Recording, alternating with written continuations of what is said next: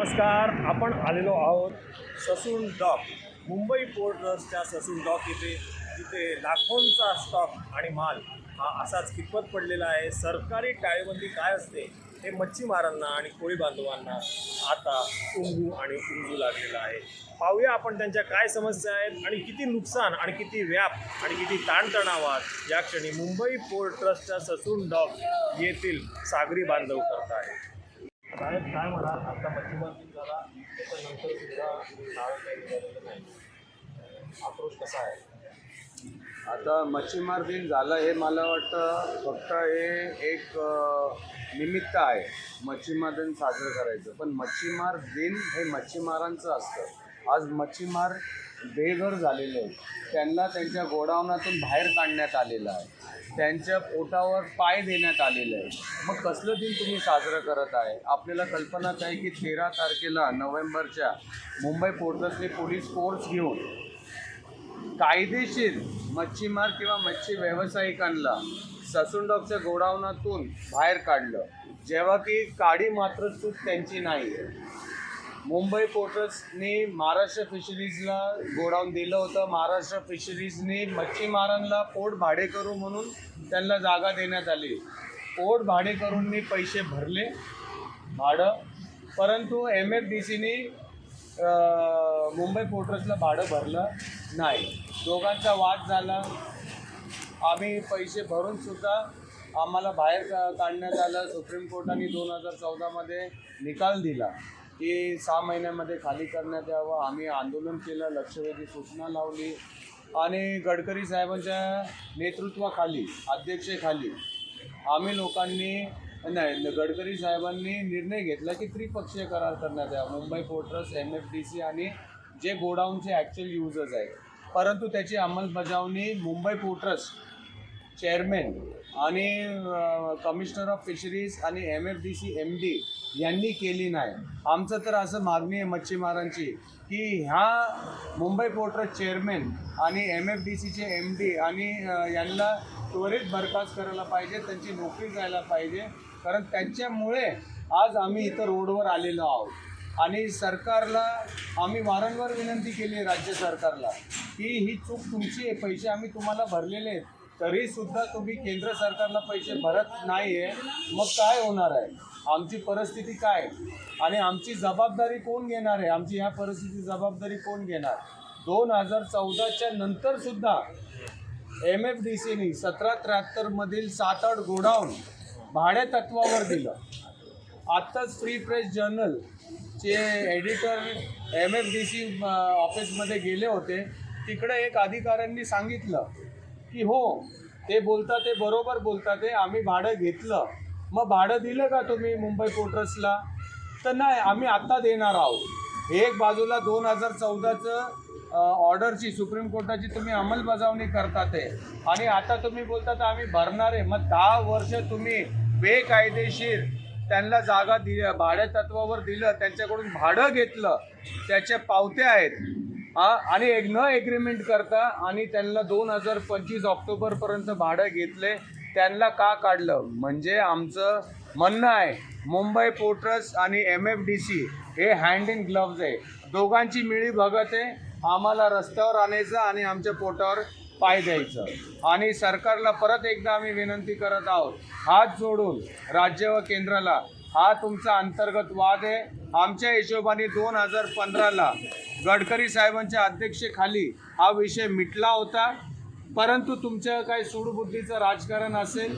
हा Sassoon dock जो British काळापासून आहे हे तुम्हाला कुणाच्या तरी घशात टाकायचं आहे. इथं काय एंटरटेनमेंट इंडस्ट्री करायची असेल, क्लब हाऊस असेल, वॉटर स्पोर्ट असेल, कुठल्या तरी बिल्डरला द्यायचं असेल. आणि ह्या ज्या महिला इथं दिसत आहेत हे सगळे आंबेडकर नगरचे आहेत, कप्परे. उद्या यांचं रोजगार गेला, यांचे झोपडे पण जातील. यांचे झोपडे गेले, तिकडं बिल्डर ऑलरेडी आलेला आहे, आलाय की नाही? आणि आम्ही बोलत होतो वारंवार ससून डॉक मधले गोडाऊन बंद होतील. झालं का नाही झालं? आणि आता गोडाऊन पेट भी खत्म हो जाएगा तो छत का क्या काम है? जिधर पेट रहेगा उधर ये लोग चले जाएंगे, ये जगह खाली हो जाएगा. तर हे काहीतरी मोठं राजकारण आहे. आणि हे 100% मच्छीमारांना इथून घालवायचा प्रयत्न आहे. दुसरी गोष्ट, आज आपण बघितलं की भाजी मार्केट आहे, फ्रूट मार्केट आहे, कांदा बटाटा मार्केट आहे, दाणा मार्केट आहे, तेल मार्केट आहे, इतर सगळे मार्केट आहेत. मग फिश मार्केटला काय प्रॉब्लेम आहे? फिश मार्केट का नाही आहे? हां, आणि आम्ही काय बेकायदेशीर आहे? आम्ही कष्ट करणार आहे. या महिला कष्ट करतात तेव्हा कोळंबी एक्सपोर्ट होते. यांनी जर हे कष्ट नाही केलं, कोळंबी सोडली नाही, तर परकीय चलन हे येणार नाही.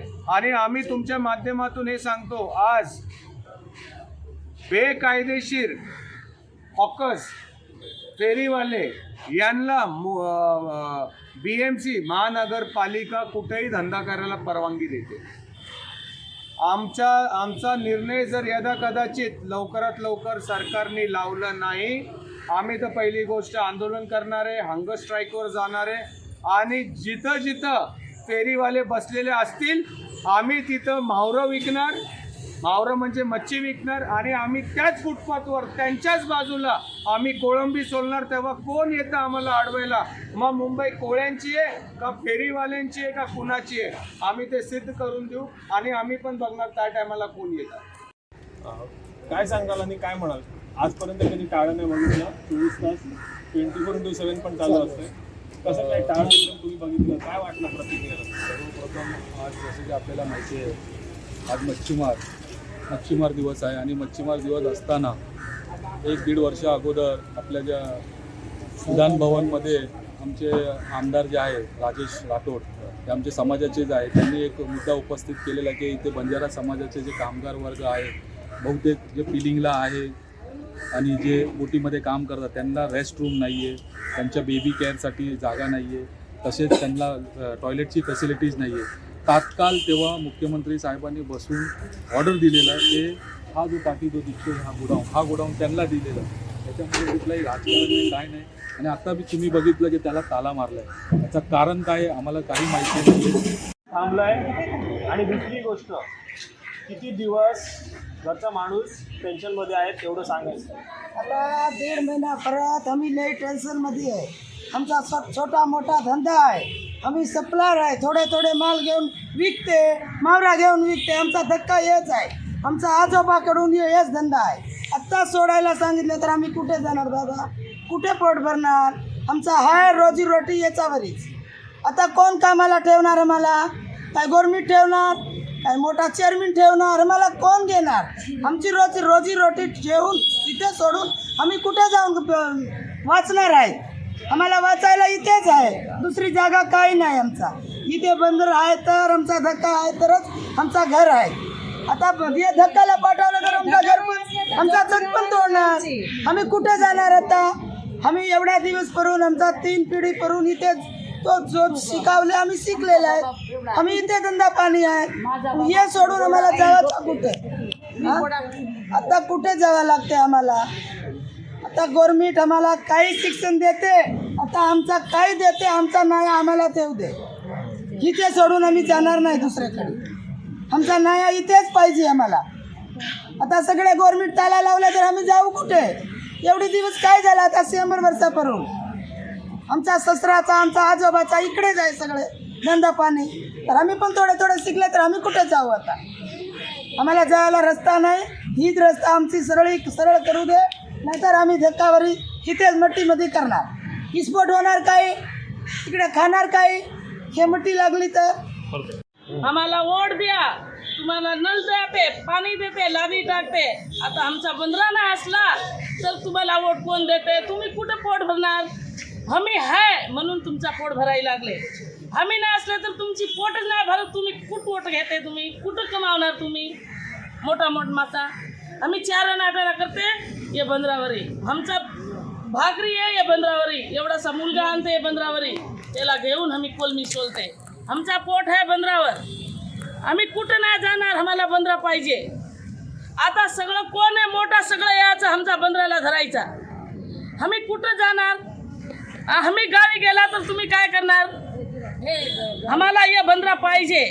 हम रोडावर नाही सोलते, आम्ही रोडावर कोलमी नाही सोलते, इथं सोलणार. हां, इथं यायचा तुम्ही. आता कुठं लपलेलं आहे सगळं? समोर यायचा, समोर बोलायचा. आम्ही लढून घ्यायचं आता. आम्ही बंदरा सोडणार नाही आमचा. आम्ही कुठे जाणार नाही. आमचा पोट आहे बंदरावरी. आम्ही तर आपण पाहिलं की दर्या लिंक म्हणून ओळख असलेल्या Sassoon dock Bombay port trust, Mumbai port ट्रस्टच्या ससून डॉकमधल्या कोळी बांधवांना, त्यांच्या गावकऱ्यांना, मच्छीमारांच्या त्यांच्या हक्काच्या धक्क्यावरती सुद्धा केवढ्या समस्यांना सामोरं जावं लागतं आणि किती ताणतणावावर ग्रस्त हे सगळे आहेत. कुलाबा न्यूज 24, मी शैलेंद्र कोपकर.